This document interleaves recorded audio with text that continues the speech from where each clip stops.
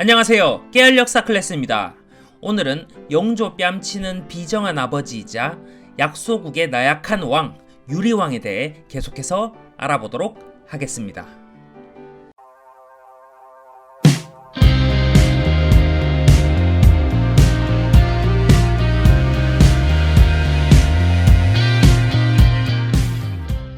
유리왕 대 고구려는 건국된 지 얼마 되지 않은 약소국이었으며 유리왕은 특히나 주변 강대국들의 눈치를 많이 보는 왕이었습니다. 그래서 주로 약소국이나 세력이 약한 이민족들을 복속시키면서 차근히 힘을 키웠죠. 유리왕 초기 고구려는 선비족과 갈등이 있었습니다. 유리왕은 선비족을 응징하고 싶었죠. 이때 부분노라는 인물이 나섭니다. 선비족은 용감하긴 하나 어리석습니다. 힘으로는 어려워도 꾀로 굴복시키면 됩니다. 유리왕은 그의 말을 들었고 고구려와 선비족은 전쟁을 벌입니다. 고구려군은 일부러 약하고 겁 많은 척 소문내어 선비족을 도발했고 방심한 선비족은 고구려를 얕보다가 정예군에게 크게 당하고 맙니다. 이후 선비족은 고구려의 속국이 되죠. 유리왕은 부분노의 공을 치하하며 상을 주었으나 부분노는 임금의 덕이라며 사양하였다고 합니다. 다행히 제위 초기에는 주변에 괜찮은 인물을 거느릴 그릇이 되었나 보네요. 유리왕 대 고구려는 그런 식으로 힘을 키워나갔습니다만 부여나 중국의 신나라와 같은 강대국에는 길을 펴지 못했습니다. 이후 나라를 강성하게 만들기 위해 도읍을 졸본에서 국내성으로 옮기기도 했습니다. 여러 전쟁을 거쳤지만 이렇다 할 뚜렷한 성과가 없었던 유리왕. 그래도 어느 정도 힘을 키워가고 있는 고구려였지만 기본적으로 유리왕은 그릇이 큰 인물은 아니었던 것 같습니다. 그런 그에게는 여러 아들들이 있었습니다. 첫째 아들 이야기부터 해볼까요? 기원전 6년 봄 동부여의 왕 대소가 사신을 보내 인질 교환을 청했습니다. 당시 강대국이었던 부여는 유리왕의 첫째 아들 도절을 인질로 원했습니다. 그런데 첫째 아들 도절도 겁이 많았던지 두려워서 가지 않았다고 하네요. 잡아왔어! 그 새끼 죽여버려! 죽여! 죽여! 그래서 대소왕은 크게 화가 났고 그해 겨울 군사 5만을 이끌고 고구려를 공격하고자 했습니다. 그런데 다행히 하늘이 유리왕을 살렸는지 눈이 많이 와서 어쩔 수 없이 대소는 퇴각했습니다. 태자 도절이 부여의 인질로 가지 않았다고 뭐라 할 것은 아니지만 두려워서 안 갔다고 기록해 있는 것을 보니 한나라의 태자로서 상당히 모양이 빠지기는 하네요. 이후 도절이 죽은 이유에 대한 기록은 없지만 일찍 죽었다고 하는 걸 보니 몸과 마음이 다 약한 인물이었지 않나 추측해 볼 수 있습니다. 둘째 아들은 해명태자입니다. 이 아들은 형과 많이 다릅니다. 형 도절이 일찍 죽어 태자가 될 수 있었죠. 그는 힘이 무척 세고 용감했다고 전해집니다. 그러나 그 용감함이 해명태자의 이른 죽음을 불러일으킬 줄은 그 누구도 몰랐을 겁니다. 고구려에게는 황룡국이라는 이웃나라가 있었습니다. 황룡국은 정확히 어떤 나라인지는 알 수가 없습니다. 왕망이 세운 신나라로 보는 견해도 있고 단제 신채호는 황룡국을 북부여로 추정하기도 했습니다. 혹자는 용강군에 있었던 독자적인 지역 세력이라고 하기도 합니다. 어느 의견도 황룡국의 정확한 실체를 밝히지는 못했습니다. 하지만 당시 고구려와 충분히 경쟁해 볼 만한 정도의 규모는 되는 나라였던 것 같습니다. 어쨌든 고구려 입장에서는 황룡국과 적당한 사이를 유지해야 했겠지요.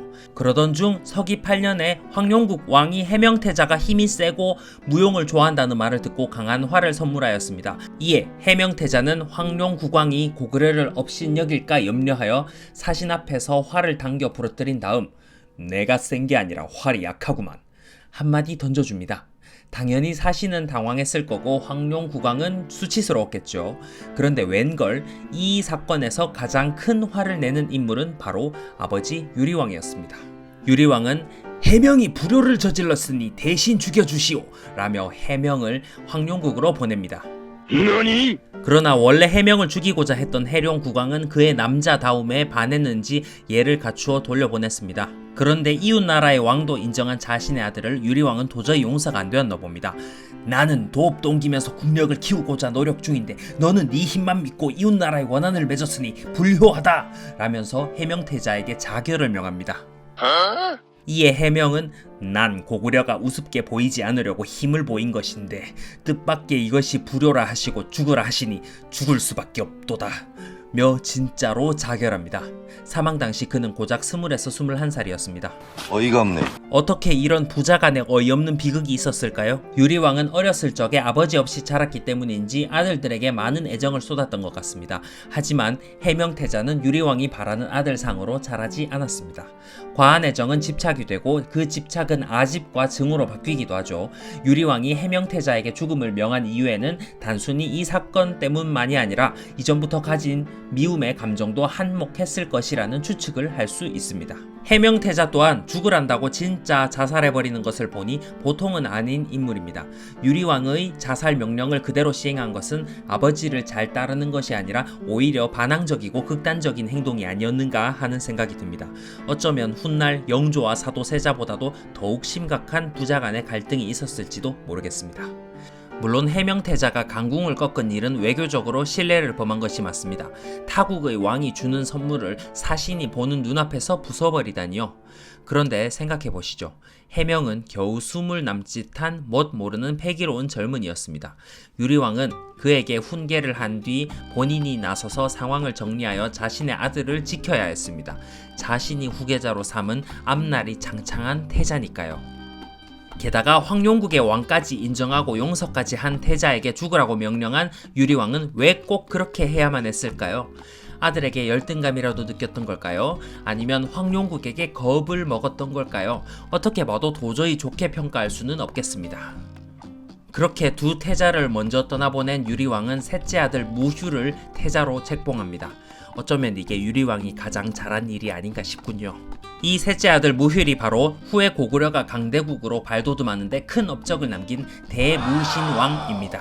대무신왕에 대해서는 나중에 자세히 알아보도록 하죠.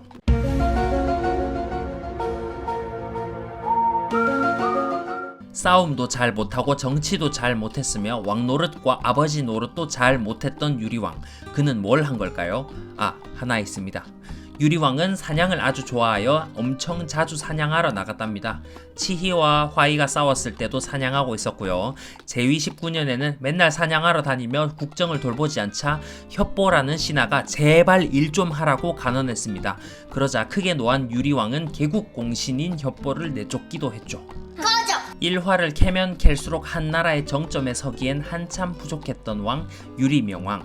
그는 총애하던 여섯째 아들 여진이 물에 빠져 죽은 뒤 그 충격에 얼마 안 되어서 승하합니다.